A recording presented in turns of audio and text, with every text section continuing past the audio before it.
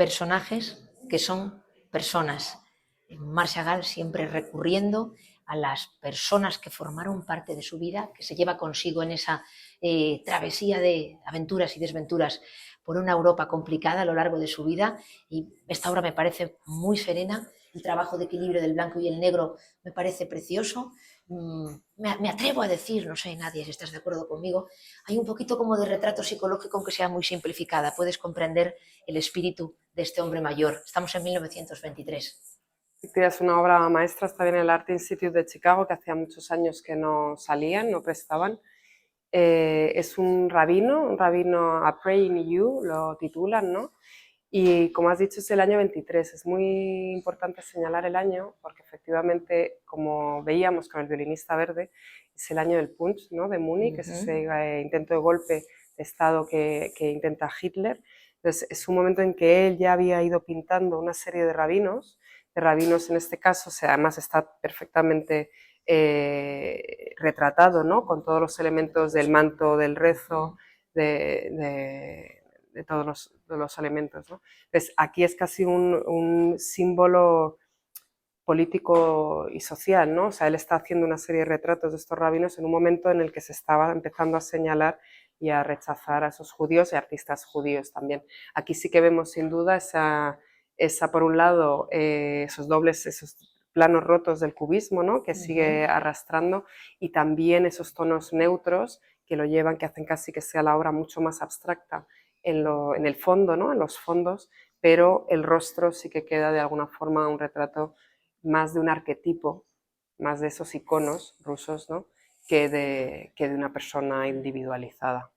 Marc Chagall vive en París en 1911, una temporada, vuelve de nuevo a Rusia, justo le coge en Rusia la Primera Guerra Mundial, la revolución, es decir, los momentos más complicados, pero la etapa de la Segunda Guerra Mundial la pasa en Estados Unidos, ¿verdad?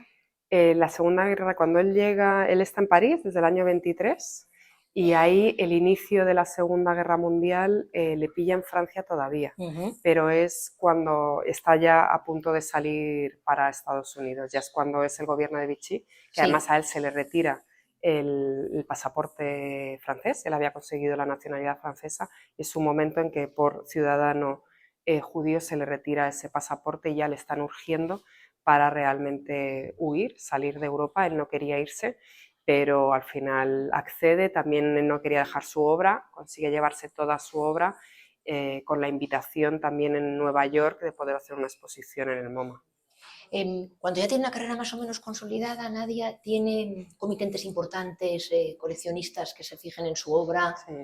Sí, de hecho, también en la exposición en que presentamos una serie de documentos inéditos, que es muy interesante, y de hecho todo el discurso de la exposición que habla de este posicionamiento humanista y político de Chagall se basa en esa investigación que han hecho las comisarias de los documentos.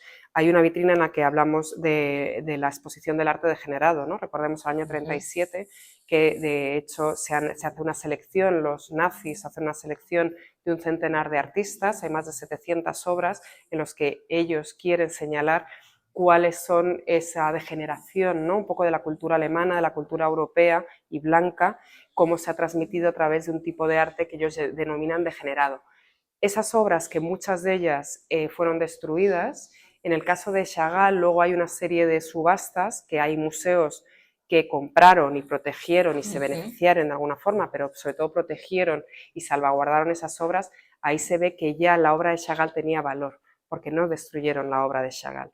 Sí que hubo una obra en el 33 que se destruyó, un rabino, pero a raíz de la exposición del arte degenerado, los nazis vieron que podían sacar más partido económico de la venta de las obras de Chagall que destruyéndolas. Un hombre valiente, además, Chagall, porque bueno, muchas cosas obviamente suceden sin que él sepa que van a suceder, tipo las revoluciones y las guerras, aunque bueno, hay un caldo de cultivo que nos comentabas que él intuye con ese antisemitismo en Europa, pero un hombre valiente, además, que transita, se va a Francia, no sé hasta qué punto sabía francés, se va a Estados Unidos, es decir, él se va de alguna manera adaptando a donde la vida le lleva, siempre trabajando en cada lugar que llega, estableciéndose de nuevo y de alguna manera volviendo a empezar. Volviendo a empezar, sí, efectivamente, él fue errante en ese sentido, y sí que, bueno, su segunda casa fue Francia, aunque sí es cierto que él cuando llega en el año 23, que además le hace el encargo volar de las fábulas de La Fontaine, él sufrió un gran rechazo antisemita porque por otro lado era un momento que estaba en auge y se revolucionó un poco la sociedad